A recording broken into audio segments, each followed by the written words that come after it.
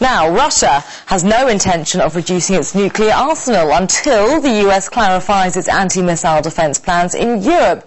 That's according to the head of Russia's general staff. Well, this comes as Moscow and Washington are working out a new non-proliferation deal, rather. Well, for more on this, I'm now joined by RT's Igor Piskunov, who's outside the military headquarters for us here in Moscow.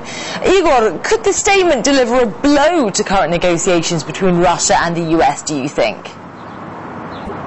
Well, it's difficult to say because since President Barack Obama came to power, many of Washington's foreign policies became a little bit softer than the previous Bush administration, and the next round of talks on non-proliferation, on this non-proliferation treaty are set to start only next month. But it's important to say that these announcements made earlier by the head of Russia's general staff are just part of a routine update of Russia's defense ministry's policies. And he did say that Nikolai Makarov, the head of Russia's general staff, did say that Russia is not going to make any changes to its nuclear armed forces until the situation with global security becomes clear to Moscow, including the anti-missile defense shield issue.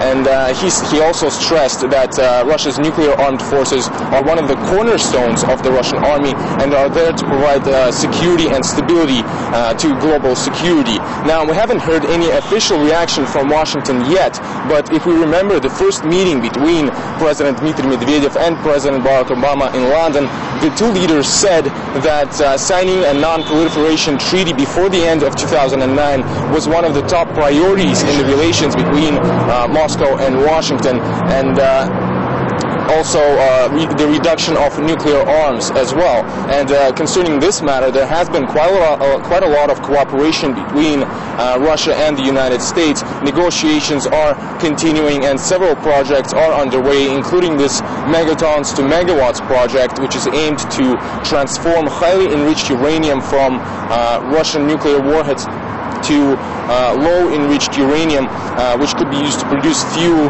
for commercial power plants in the United States. So, but concerning the anti-missile defense shield, as I said, since Barack Obama came to power, Washington hasn't been pushing as hard on this matter as the previous Bush administration. Well, Igor, nuclear matters aside, what else did Russia's Chief of General Staff have to say?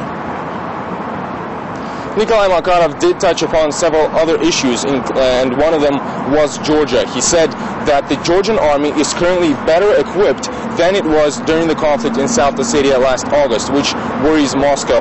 And this comes as these NATO-led military exercises have just been held in Georgia, and Russia has been a fierce critic of them, saying that this region is not stable enough and stressing that Georgia also took part in similar NATO-led military exercises last year, right before invading South Ossetia. Now, Nikolai Makarov also announced Moscow's plans to deploy two armies in Belarus in the nearest future for these large-scale military exercises to be held in the fall. Okay, for now, Igor, we're going to have to leave it there. That was RT's Igor Piskunov reporting for us.